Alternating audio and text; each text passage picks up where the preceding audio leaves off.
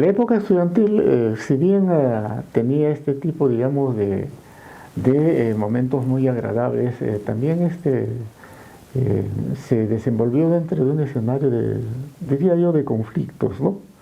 Porque eran tiempos del gobierno militar, donde se daban una serie de cambios, reforma agraria, etcétera, etcétera, que nosotros como antropólogos futuros reclamábamos que se nos dieran cursos vinculados a que nos permitan teórica y metodológicamente a entender qué estaba sucediendo en el Perú.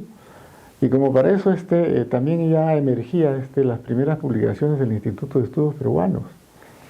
En una ocasión vino el doctor Matos Mar y lo conocimos.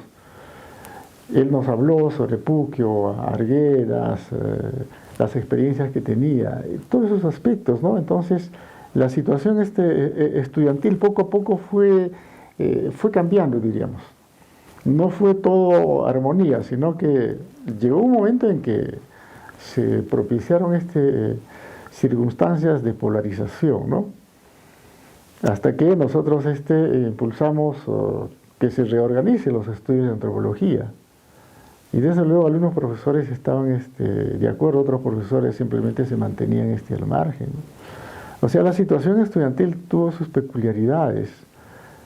Inclusive nosotros llegamos a organizar el primer Congreso Nacional de Estudiantes de Antropología. Al Cusco vinieron estudiantes de Trujillo, vinieron de Huancayo, de Ayacucho, de San Marcos, que eran los que formaban antropólogos. Y acá discutimos el rol del antropólogo. ¿Te imaginas? Estudiantes en el Paraninfo universitario, ¿no? Muchachos de 19, 20 años discutiendo.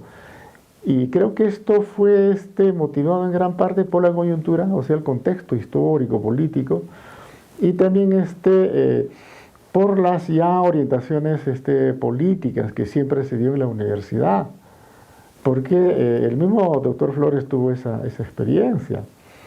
Él en el tercer movimiento de reforma universitaria fue vicepresidente de la federación, con Mario Cama Miranda. Y esa fecha asumió la presidencia de la comisión reorganizadora de la universidad del doctor Sergio Quevedo Aragón. Y el doctor Sergio Quevedo Aragón era médico, pero antropólogo físico. Entonces, era un panorama particular que tuvo, pues, una especie de proyección, prolongación. Y estamos hablando de los fines del 60 y inicios del 70, que es un tiempo muy importante para entender, inclusive los momentos actuales del Perú, ¿no? De esa manera llevamos a cabo nuestros estudios, presenté mi tesis que elaboré en el Valle de Lares y uno de los dictaminantes fue el doctor Flores, juntamente con el doctor Lucho Barreda y el profesor Juan Luis del Prado, que estaba ingresando recién a la docencia, ¿no? Y desde luego tuvimos problemas ya con una comisión reorganizadora de la universidad, se dieron problemas que terminó en el Poder Judicial, y bueno, yo me alejé del Cusco, ¿no? Y desde luego ya como antropólogo tuve suerte de ingresar al Instituto Nacional de Planificación, una entidad muy calificada que lo cerró desgraciadamente el fujimorismo. Es el único país que carece de una institución de esas características, porque el CEPLAN es una entidad mucho más burocrática, ¿no? Y entonces trabajé fuera del Cusco mucho tiempo, casi 8 o 10 años, casi en toda la Amazonía, también en la zona de la Sierra Central, y finalmente regresé al Cusco. Y en el Cusco, aquellos años, fue elegido él como vicerrector académico. Y yo era el responsable del Instituto de Planificación. Entonces nosotros empezamos a formular planes de desarrollo para cada vez lograr la participación de la población campesina. Con ese motivo le busqué al señor vicerrector, que era el doctor Flores, para comentar este asunto de la posibilidad de implementar un proyecto de camélidos, puesto que, bueno, su libro principal se publicó el año 68, creo, en México, en el Instituto Indigenista Interamericano. Entonces, con ese motivo conversamos horas y horas y en más de una ocasión. Inclusive, creo que hicimos un viaje hacia Santa Bárbara, porque es una zona de comuneros, de pastores, de camelios. Y esa fue la relación mucho más ya profesional, ¿no? O sea, yo tenía profesor de ayer ya como colega. Pero yo siempre observaba en su conducta, en su comportamiento, bastante tolerancia, ¿no? Él sabía escucharte, podía no estar de acuerdo con tus opiniones, pero tú escuchabas. Creo que ese es un elemento muy importante que hay que rescatar, porque significa cultivar valores en la docencia universitaria, ¿no? Entonces, la relación fue de ese tipo, ¿no? No es como ahora uno agarras el celular y te comunicas. Había que ir al vicerrectorado y la señora Rosita, Rosel creo que se apellidaba, ¿no? Era la secretaria, y bueno, me permitía conversar con el maestro. Estas cosas muy pocas veces se ha difundido. ¿Cuál es la relación que él cultivó ya con sus colegas profesionales que ayer fueron sus estudiantes? O sea, el profesor universitario tiene que pensar en eso, que está contribuyendo a la formación de sus futuros colegas, que en algún momento te van a abordar con una serie de inquietudes, preocupaciones. Entonces trabajamos el proyecto de Camélidos. El proyecto de Camélidos, desde luego, creo que tiene continuidad, ¿no? Claro, tomó fuerza el año 86, algo así, ¿no? Que yo no estuve acá, yo estuve en el Brasil, ¿no? Entonces, la relación profesional fue de ese tipo. Y desde luego ya después la relación fue en el seno de nuestra escuela profesional ya como docente, porque yo ingresé en 1990 a la universidad como profesor. Entonces, en esas circunstancias la conducta era la misma del maestro, ¿no?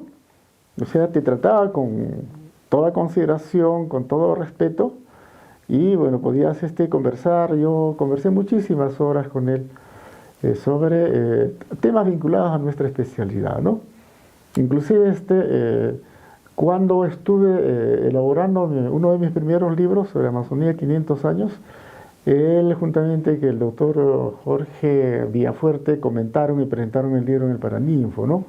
Y desde luego para mí eso significó pues un incentivo para seguir escribiendo, publicando, ¿no?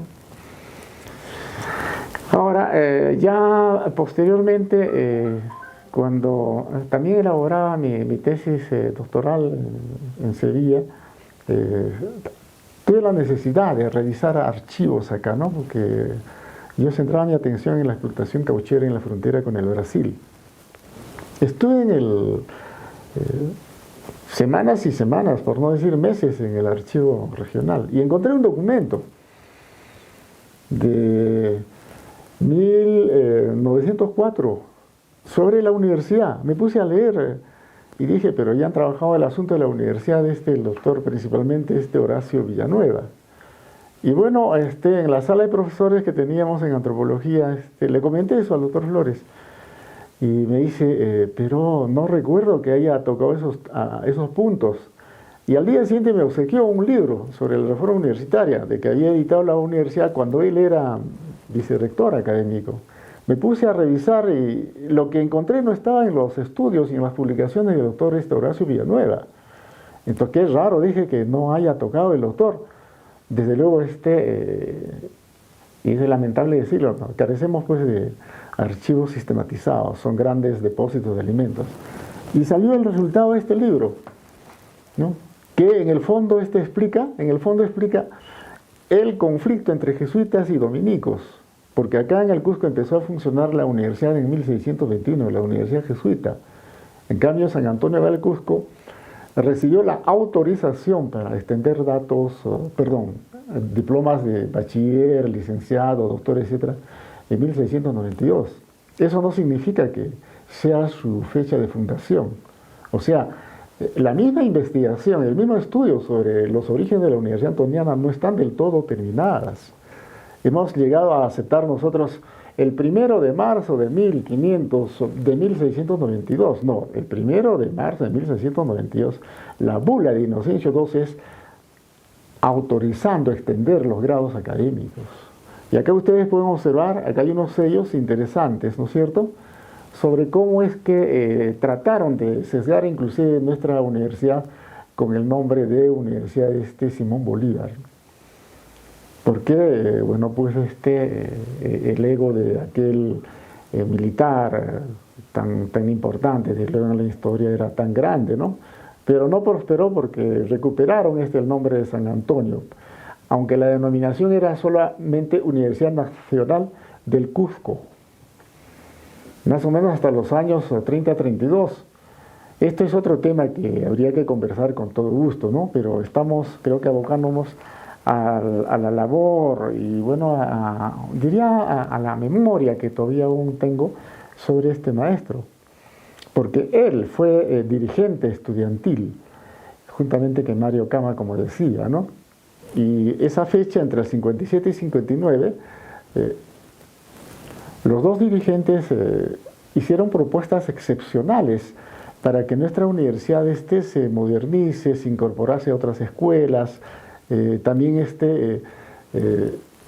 se ofreciese servicios a los estudiantes. Por eso nació el comedor universitario. Por eso nació el servicio de la biblioteca. Tenía una sección para hacer digitar en stencil determinados documentos. No es como ahora, pues, que la tecnología nos permite superar, ¿no?